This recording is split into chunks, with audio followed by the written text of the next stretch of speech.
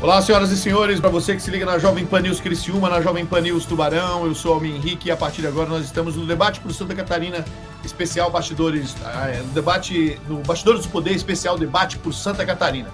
Já dividindo tela aqui comigo, meu querido Prisco Paraíso, nosso comentarista político, convidado aqui da Jovem Pan, que sempre traz a sua análise mais aprofundada, especialmente nesse período eleitoral que a gente está vivendo. E que período eleitoral? Prisco, eu já participei de algumas eleições, eu acho que desde 2012, de certo modo eu atuei nas eleições, seja como locutor de campanha, eu sempre participei de algum modo das campanhas, né? E esse ano eu acho que foi a campanha mais intensa que eu participei. Não me refiro somente à região de Criciúma, mas São José, Florianópolis, Balneário Camboriú. O que a gente está vendo é uma disputa acirradíssima. Quero cumprimentá-lo e já lhe perguntar sobre as novidades do cenário, porque tudo se movimenta, né? Tudo está em movimentação até o domingo, dia 6. Seja bem-vindo. Olha, Almir, eu cubro eleição desde 1982. Já foram aí algumas boas eleições. Estamos falando em 42 anos. Né? E acompanhei relativamente perto também de 78. Mas vamos lá. Criciúma tem tradição de eleições aguerridas, catimbadas, e até diria radicalizadas. Nós tivemos fatos históricos que não precisamos rememorar aqui, de prefeitos eleitos que não tomaram posse, daí teve eleição suplementar, enfim, tem de tudo. Eu costumo dizer que Sara retrata bem o perfil das eleições do Grande Sul do Estado, onde Criciúma aparece como a capital. E Sara encarna aquela parte ideológica do mineiro, e ideológica também sob o aspecto político-partidário e eleitoral, mas eu também falo Sara como uma cidade que sempre vibrou muito em termos eleitorais. Mas, sinceramente, eu nunca vi uma proliferação tão grande de eleições municipais carregadas, pesadas. Hoje, em Balneário Camboriú, nós temos uma verdadeira guerra. É uma guerra. E agora está mais acirrada do que propriamente a de Criciúma.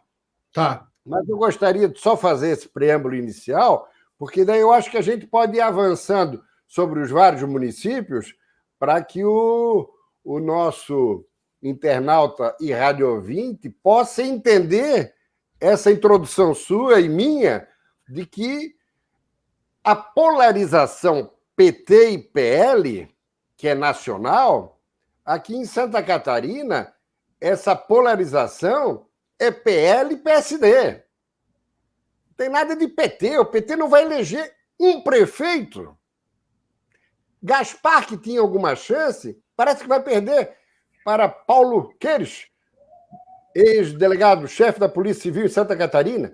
Então, o PT vai passar em branco. Em branco. E a polarização é com o PSD, que em Brasília é parceiro do PT, mas que em Santa Catarina se apresenta como um partido de perfil bolsonarista. Prisco, então vamos começar por Balneário Camboriú, já que você citou. Eu recebi hoje vídeos da candidata Juliana Pavan indo à rua e pegando de uma senhora no semáforo, uma coisa estranha, um semáforo, uma senhora dando como se fosse um jornal, a Folha de São Paulo, de uma suposta troca de mensagens dela com o pai dela, pelo que eu entendi, uma coisa que agora parece que já foi feito, foi uma montagem, parece que não é real aquilo, já há uma dúvida no ar, mas assim, o jogo lá em Balneário Camboriú está pesadíssimo. E eu até diria, Prisco, uma coisa que não é comum aqui no sul do Brasil, especialmente, de um certo modo até perigosa, assim, no sentido de violência mesmo. Porque ali tá um ódio, tá um negócio assim, tá um negócio disputadíssimo que beira assim, a um negócio perigoso. Então vamos começar por Balneário Camboriú. Eu queria que você trouxesse a sua visão, porque lá você tem acesso tanto de um lado quanto de outro, tem acesso ao PSD, tem acesso ao PL, e você tem essas informações. O que se passa em Balneário Camboriú, Prisco? Bom, em Balneário Camboriú começou errado a partir da postura adotada pelo governador Jorginho Melo, em aceitar que a candidatura natural e favorita do deputado estadual correligionário do governador fosse atropelada pelos caprichos e desejos do prefeito de plantão, Fabrício de Oliveira, que ardilosamente buscou 2 caminhos para imobilizar o governador. Pela igreja, chegando em Silas Malafaia, que acionou o casal Bolsonaro. E pela dezena de empreiteiros, que representa o PIB de Balneário Camboriú, os construtores, que vieram ao governador pedindo que Fabrício pilotasse a sua sucessão. E aí, Carlos Humberto foi afastado, ele veio de Peter Grando, candidatura que não pegou, e Juliana Pavan, que era uma simples vereadora, candidata à reeleição, se viabilizou principalmente a partir da derrocada do PL, liderada pelo próprio Carlos Humberto, que é um histórico liberal. Fabrício é cristão novo. Chegou agora, lá no segundo turno, quando estava tudo assegurado para Jorginho Melo. Então, por aí já começou errado. Bom, aí o que ocorreu? Ele ficou especulando vários nomes e terminou nesse jovem Peter Grando. E como não decolou, aí buscou soluções nada ortodoxas, ou melhor dizendo, heterodoxas. Daí é guarda municipal sendo acionado para tentar forjar um flagrante para levar o cara que teria dinheiro de campanha, que tinha a ver com Caixa 2 do Leonel Pavan, pai da Juliana, ex-governador e ex-senador, 3 vezes prefeito de Balneário Camboriú, que agora é candidato em Camboriú, atravessando a BR-101, municípios fronteiriços, como é pai e filha, daí tentou fazer uma grande armação para derrubar Pavan, embora essa não fosse a prioridade, mas, sobretudo, Juliana, com respingos na candidatura dela. E aí fez coletiva, anunciou tudo e tal, só que agora as coisas estão vindo a público e o prefeito está sendo desmascarado. A Polícia Civil não interpretou como um crime eleitoral. A Guarda Municipal foi usada para seguir esse jornalista que tinha dinheiro dentro do carro. Ele está declarando que recebeu choque elétrico e foi espancado por policiais da Guarda Civil, que é sob a responsabilidade da prefeitura. Então, para resumir a história, não só comando da prefeitura de Balneário Camboriú, não só vai ter uma derrota eleitoral, como também vão ter que responder lá à frente, no período pós-eleitoral, por uma série de desmandos. Coisas gravíssimas, seríssimas, uma vez comprovadas.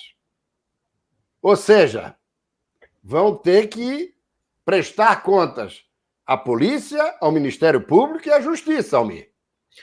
Situação muito delicada, tanto é que o governador não tem ido a Camboriú e não vai, evidentemente, nesses últimos 2 dias, porque quem aparecer lá, do PL, acaba bichado, porque a coisa fugiu ao controle, foram para o desespero e acho que vão se incomodar. Isso é sério. E aí, Prisco, a gente faz uma avaliação assim, ó, nós já entrevistamos o prefeito Fabrício aqui, e que é uma grande figura e um grande expoente da política catarinense, o prefeito Fabrício, com o seu devido reconhecimento. Mas como você sai de um expoente da política, de uma promessa de, já se falava até em senador, governador e não sei o que mais, para um cara que agora vai sair muito pequeno, se perder a eleição? E ao que parece, ao que tudo indica, e as informações que a gente tem apurado, o prefeito Fabrício perderá a eleição através do seu indicado, Peter Lee. Juliana Pavan sairá grande como prefeita, renovando em Balneário Camboriú, entregando a prefeita para um arquirrival do governador, que é a família Pavan, vamos ser sinceros, a gente sabe disso. Então, decisões tomadas na emoção e na calada da noite, na surdina, como foi o caso que você citou aqui, furando o próprio governador, indo direto a Bolsonaro, indo através de lideranças religiosas, pode terminar custando muito caro e até o futuro político de Fabrício.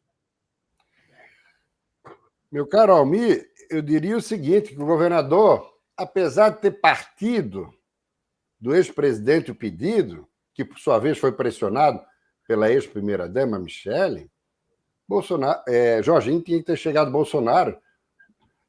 Balneário Camboriú é uma cidade com muita visibilidade. É uma espécie de segunda capital, não de Santa Catarina, é a segunda capital do Brasil, sob o aspecto de ser um balneário procurado não só por brasileiros, mas por estrangeiros, especialmente da América Latina.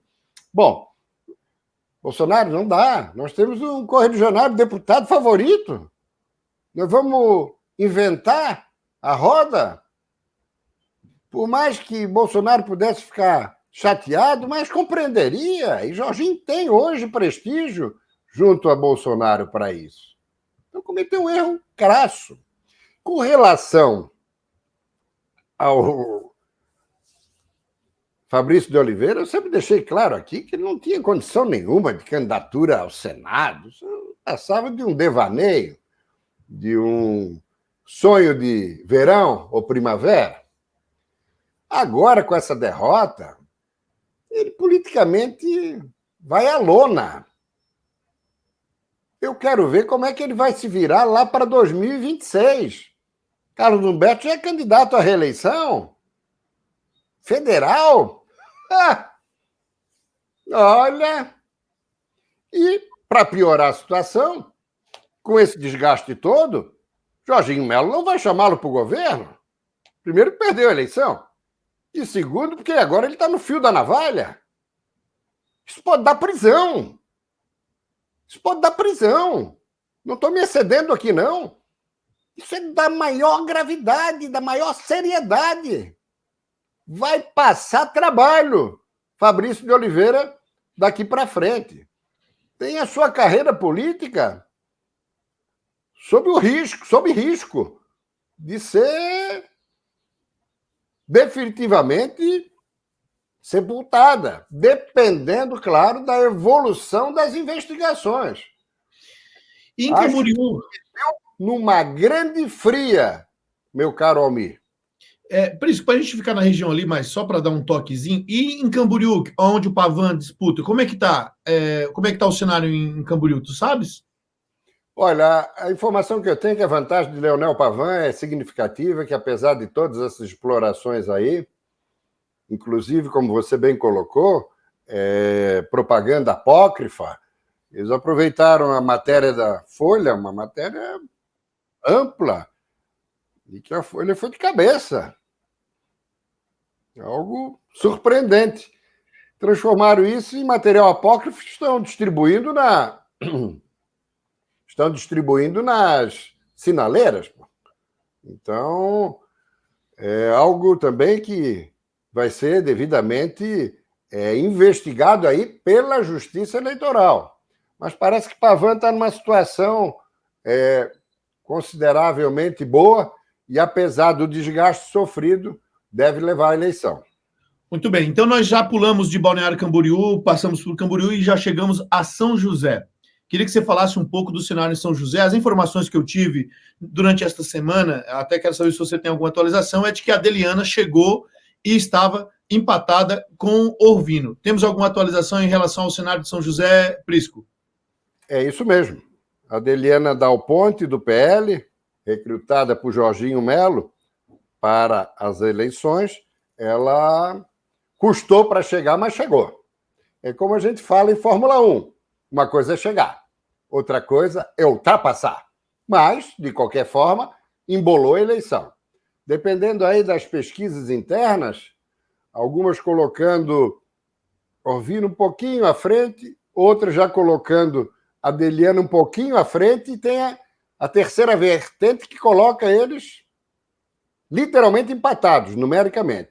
Então, a definição vai ocorrer aí nessa reta final. Né? Aliás, eu aproveito para introduzir Criciúma. Mesma situação.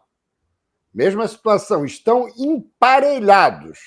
Aquela vantagem que Vaguinho Espíndola conquistou com a prisão de Salvaro, quando houve uma inversão das curvas. Guide, que estava 10 na frente, Vaguinho foi 10 para frente. Naquele momento da prisão, dia 3 de setembro. Né? E aí, agora, depois já da soltura de Salvaro, é que Guide conseguiu encostar. E hoje eles estão literalmente empatados. Essa pesquisa que saiu aí, com 10 pontos e meio de vantagem para o Vaguinho, não corresponde. Não corresponde. E é uma eleição imprevisível. Imprevisível. Se observa que, nos últimos dias, Jorginho Melo tem se matriculado em Criciúma.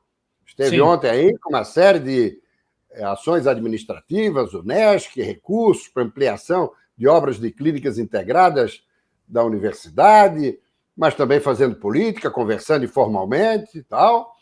E esteve em Lages, hoje voltou para Criciúma, entende? Está priorizando. Jorginho prioriza Criciúma por quê? Porque quem tem que ganhar prefeituras importantes para tentar se tornar competitivo lá em 26 é o PSD, não é o PL.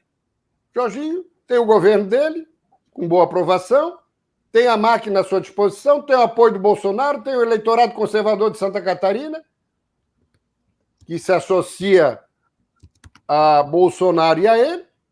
Outros podem ser votados? Claro que podem ser votados, como foram em 2022. Esperidião Amin, Moisés, Carlos Moisés, Odair Tramontim, Jean Loureiro. Mas quem levou a maior fatia? Foi quem foi para o segundo turno, justamente Jorginho Melo. Então,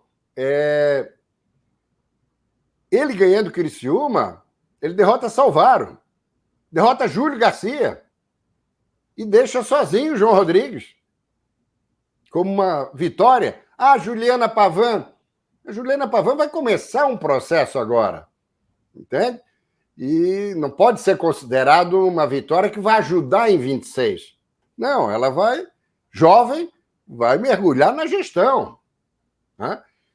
Então, eu diria que São José e Criciúma são as duas cidades com o resultado mais imprevisível e quem ganhar pode ganhar por muito pouco.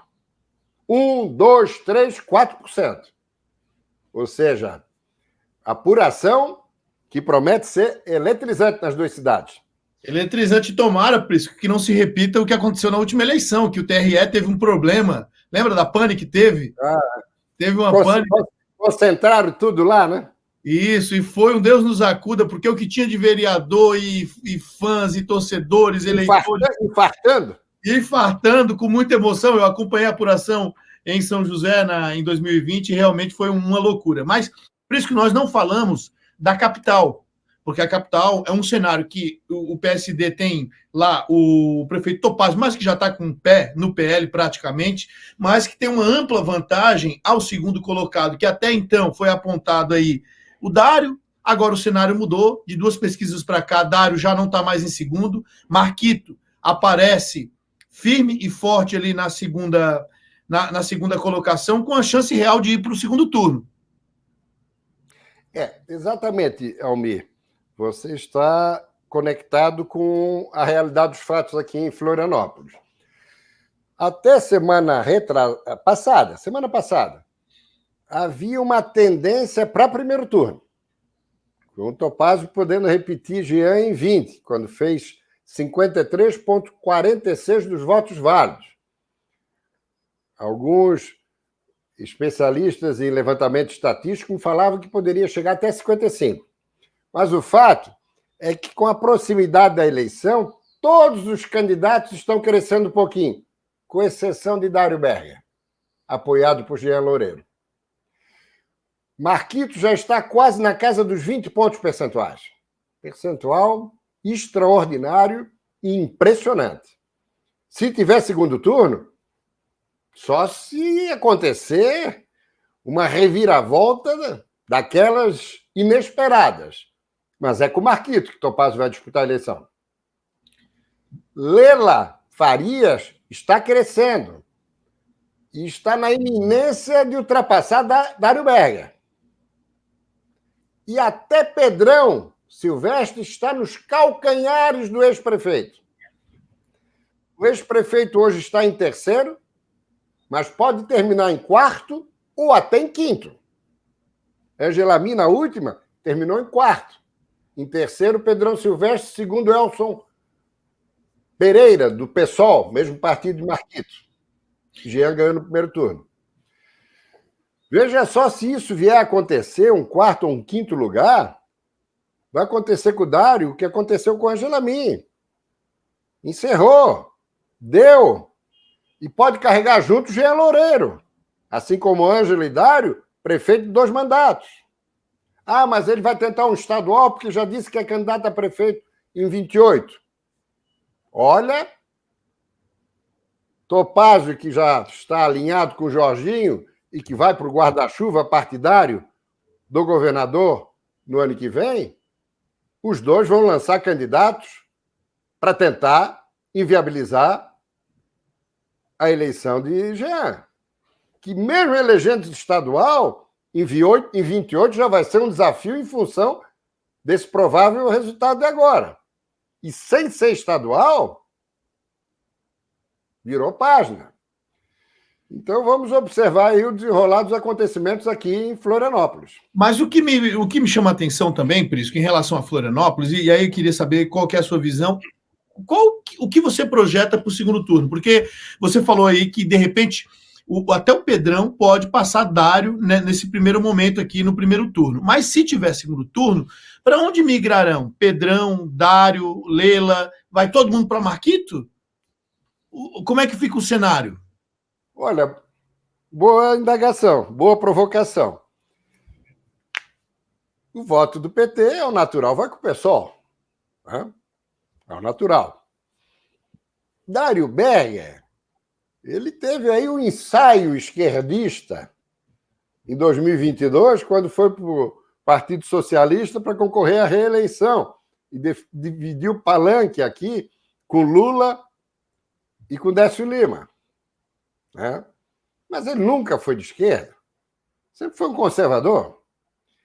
E daí não tem esse negócio do Dário chegar, ó, votem no Marquito. Não é assim mais que funciona. O eleitor decide de cabeça própria. Claro que aquele cidadão de esquerda, como é do PT, vai com o Marquito, claro. Mas o eleitor do Dário, ele vai para onde ele achar melhor. E o do Pedrão, igualmente. E nessas duas candidaturas, vai 70%, 80% para o Topázio. E 100% do Lela para o Marquito. Só também numa situação absolutamente inesperada, numa grande reviravolta, para Topázio perder a eleição, Almir. Mesmo no segundo turno, ainda continua firme e forte como o candidato, né? Muito bem. Prisco, eu vou te agradecer a tua participação nesse primeiro bloco aqui com a gente, sempre muito pertinente os teus comentários.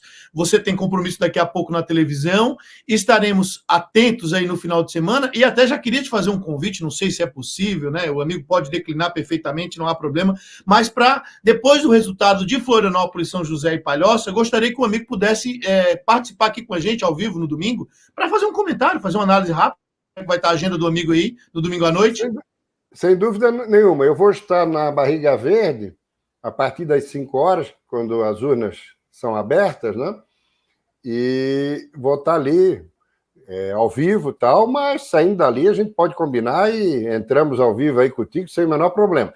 Eu só me ofereceria para fazer uma rápida observação sobre Blumenau. Por favor.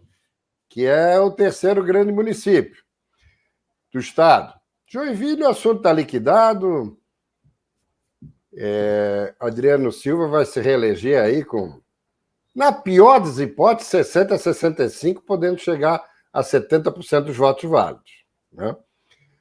Agora, Blumenau é que houve uma alteração significativa. Há conflitos nas pesquisas, sabe? a conflitos. Mas tudo leva a crer que teremos, sim, segundo turno entre duas candidaturas conservadoras. Egídio Ferrari. Ana Paula Lima estacionou, não chegou nos 20, chegou próximo e até perdeu um pouquinho agora, mas pode crescer um pouquinho, superar os 20, chegar a 22, 23. Mas Tramontim já superou a casa dos 25. Ainda está uns 10 pontos aí de Egídio, mas não o suficiente para Egídio liquidar a eleição no primeiro turno. Tendência efetiva de segundo turno, Tramontim e Egídio, e aí é uma eleição que dá uma encabritada, porque são dois candidatos de direita. Mas aquele esquerdista, aquele que transfere o voto mesmo, lá do PT e tal, vai para onde? Não tenha dúvida que vai para Tramontim, para o candidato que não é o candidato do partido Bolsonaro. Sim. Mas tem outros candidatos ali, o Alba, tal, esses votos podem migrar até para o Egídio, embora Tramontim também vai se apresentar. Então, no segundo turno, literalmente, em Blumenau, é uma nova eleição, onde Jorginho Melo vai ter que convencer Jair Bolsonaro a passar 2 dias na capital do Médio Vale de Itajaí, aliás, a região mais bolsonarista do Brasil, vai ter que convencer o ex-presidente a ficar 2 dias lá para tentar arrancar a vitória para Egídio, porque Tramontim vai chegar forte, meu caro Almir. Prisco, muito obrigado pela sua participação. Espero poder falar contigo no domingo aqui. Sempre muito bom te ouvir. Forte abraço no amigo e em todos os internautas e rádio ouvintes. Valeu. Intervalo rapidinho, nós já voltamos aqui no nosso Bastidores do Poder. Tem informação